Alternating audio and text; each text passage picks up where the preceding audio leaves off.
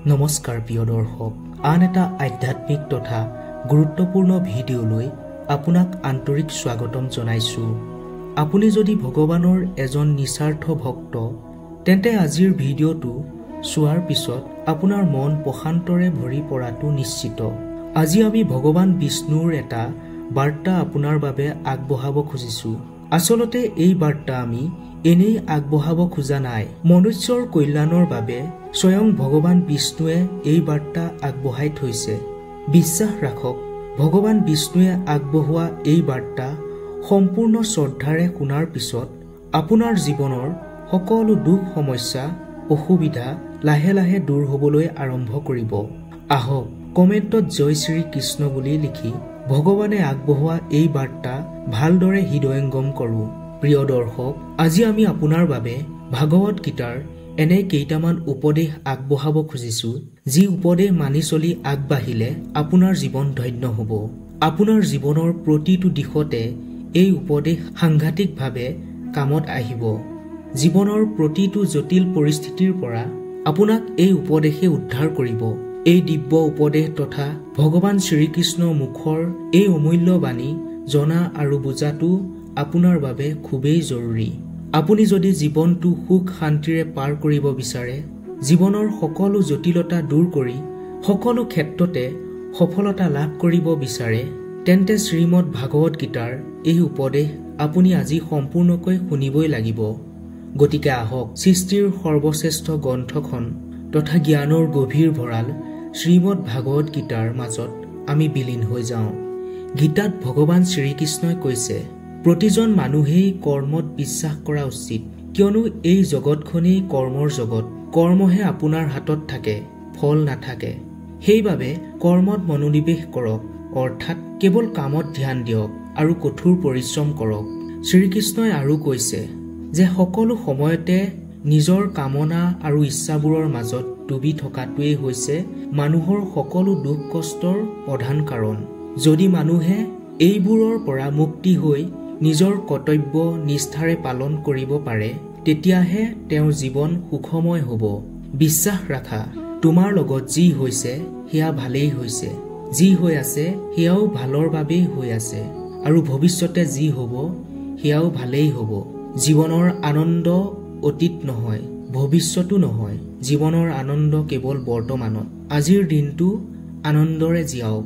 যদি কোনো মানুহে কিবা বিচাৰে, সেইটো পাবলৈ যদি তেওঁ বিশ্বাসেৰে আগবাঢ়ি যি কাম কৰে, যদি সেই কামত বিশ্বাস ৰাখে, তেন্তে তেওঁ যি বিচাৰে তাকেই পাব পাৰে। অভ্যাসেৰে মানুহে সকলো দিশ নিয়ন্ত্ৰণ কৰিব পাৰে। প্ৰকৃত ধৰ্ম এইটোৱে যে যিটো কাম বা যিটো বস্তু মানুহে নিজৰ বাবে ভাল বুলি নাভাবে, সেইটো কাম বা বস্তু মানুহে আনৰ বাবেও ব্যৱহাৰ কৰিব নালাগে। যিকোনো এজন মানুহৰ জীৱন নিজৰ বিশ্বাসৰ দ্বাৰা গঢ়ি উঠে। তেওঁ যিদৰে বিশ্বাস কৰে, তেওঁৰ জীৱনো সেইদৰেই হৈ পৰে। ভগৱান শ্ৰীকৃষ্ণই কৈছে, মোৰ বাবে সকলো প্ৰাণী সমান। না মই কাৰোবাক বেছি ভাল পাওঁ, না কাৰোবাক কম ভাল পাওঁ। কিন্তু যি মোক অন্তৰৰ পৰা ভক্তি কৰে, মই সদায় প্ৰয়োজনত তেওঁলোকৰ সহায় হওঁ।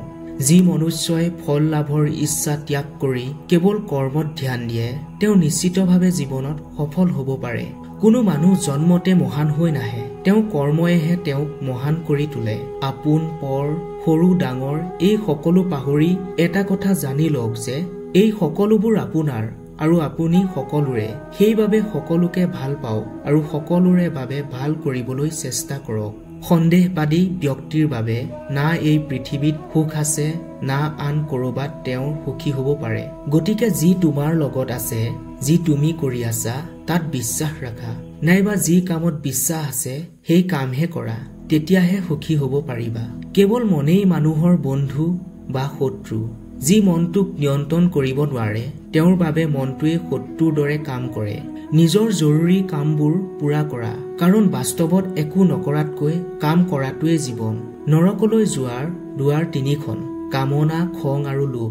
অস্থিৰ মনটোক অহৰহ চেষ্টাৰে শান্ত কৰিব পাৰি। জন্ম হোৱাৰ কাৰণেই মৃত্যু যদি সত্য, একেদৰে মৃত্যুৰ বাবেও জন্ম হোৱাটো সত্য। সেইবাবে যিটো সত্য তাক লৈ দুখ নকৰিব, সত্যটো গ্ৰহণ কৰক আৰু আগবাঢ়ক। এজন বুদ্ধিমান মানুহে লোভ নোহোৱাকৈ সমাজৰ কল্যাণৰ বাবে কাম কৰিব লাগে। যেতিয়া আপুনি আপোনাৰ কামৰ পৰা সুখ অনুভৱ কৰিব, আনন্দ লাভ কৰিব, তেতিয়া বুজিব যে আপুনি পূৰ্ণতা লাভ কৰিছে। যি সকলো কামনা বা ইচ্ছা ত্যাগ কৰি মই আৰু মোৰ লোভ অনুভূতিৰ পৰা মুক্ত হয়, তেওঁৱে জীৱনত শান্তি লাভ কৰে। যেতিয়া মানুহৰ আনৰ প্ৰয়োজনীয়তা শেষ হয়, তেতিয়া মানুহৰ কথা কোৱাৰ ধৰণো সলনি হয়। কোনেও নিজৰ কৰ্মফল ভোগ নকৰাকৈ হাৰিব নোৱাৰে। কৰ্মৰ ফলটো ভুগিবই লাগিব। সেইবাবে ভাল কৰ্ম কৰা যাতে ভাল ফল পোৱা। বহুত বেছি সুখত আৰু বহুত বেছি দুখত কেতিয়াও কোনো সিদ্ধান্ত ল'ব নালাগে, কিয়নো এই দুয়োটা পৰিস্থিতিয়ে আপোনাক কেতিয়াও সঠিক সিদ্ধান্ত ল'বলৈ নিদিয়ে। যি হ'বলগীয়া থাকে সেয়া এদিন হ'বই, আৰু যি হ'বলগীয়া নাথাকে সেয়া জোৰ কৰিও হোৱাব নোৱাৰি। যিসকলে এইটো কথা মানি ল'ব পাৰে তেওঁলোকক কেতিয়াও চিন্তাই আমনি নকৰে। যাৰ ওচৰত ধৈৰ্য শক্তি আছে তেওঁৰ শক্তিৰ সৈতে কোনেও প্ৰতিযোগিতা কৰিব নোৱাৰে। এই শৰীৰ তোমাৰ নহয়, এই শৰীৰৰ তুমি মালিকো নহয়। তোমাৰ বুলিবলৈ এতিয়া তোমাৰ হাতত কেৱল কৰ্মহে আছে। সেইবাবে ভাল কৰ্ম কৰাত সদায় ধ্যান দিয়ক। ভাল ফল লাভ কৰিলেই সেয়া ভাল কৰ্ম নহয়। যি কৰ্মৰ উদ্দেশ্য কেতিয়াও ভুল নহয় সেয়াহে ভাল কৰ্ম। পৃথিৱীত যিদৰে বতৰ পৰিৱৰ্তন হয় সেইদৰে জীৱনতো সুখ দুখ আহে আৰু যায়। মানৱ কল্যাণেই হৈছে ভাগৱত গীতাৰ মুখ্য উদ্দেশ্য। সেইবাবে মনুষ্যই নিজৰ কৰ্তব্য পালনৰ সময়ত মানৱ কল্যাণক প্ৰাথমিকতা দিব লাগে। যি ব্যৱহাৰ আপুনি আনৰ পৰা আশা নকৰে সেই ব্যৱহাৰ আনৰ লগতো নিজেই নকৰিব।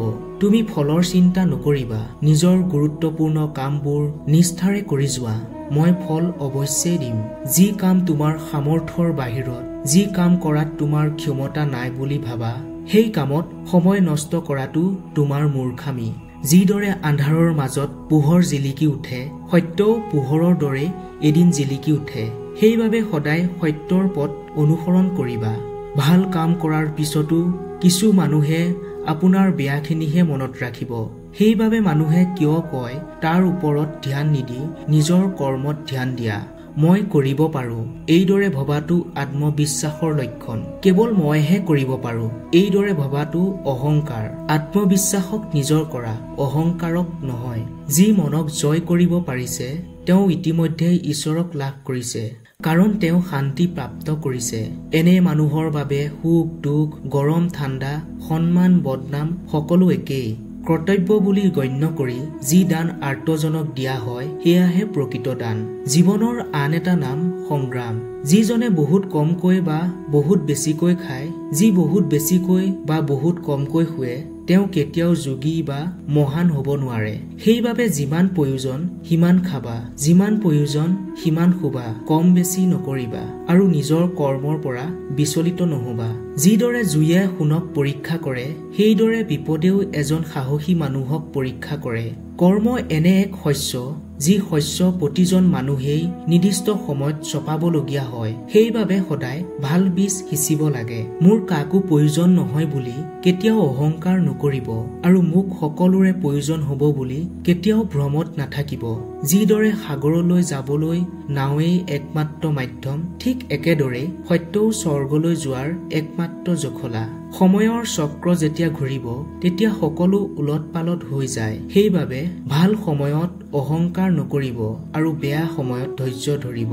কোনোবাই যিয়েই নকওক নিজৰ কামৰ প্ৰতি আবেগ ৰাখি শান্ত হৈ থাকক, কাৰণ ৰ'দ যিমানেই প্ৰখৰ নহওক কেতিয়াও সাগৰক শুকুৱাব নোৱাৰে। ধৈৰ্য ধৰা, কাৰণ জীৱনত কেতিয়াবা ভাল ফল লাভ কৰিবলৈ হলে বেয়া পৰিস্থিতিৰ সৈতে যুঁজিবলগীয়া হয়। যি মানুহে এই কথা বুজি উঠে আত্মা সদায় জীৱিত হৈ থাকে। তেওঁ কেতিয়াও মৃত্যুক ভয় নকৰে আৰু সদায় তেওঁ শুদ্ধ পথত থাকে। আপোনাৰ আশে পাশে কিমান বেয়া মানুহ আছে সেইটো ডাঙৰ কথা নহয়। সেই বেয়াখিনি আপোনাৰ ভিতৰত প্ৰৱেশ কৰিবলৈ নিদিয়াটোহে ডাঙৰ কথা।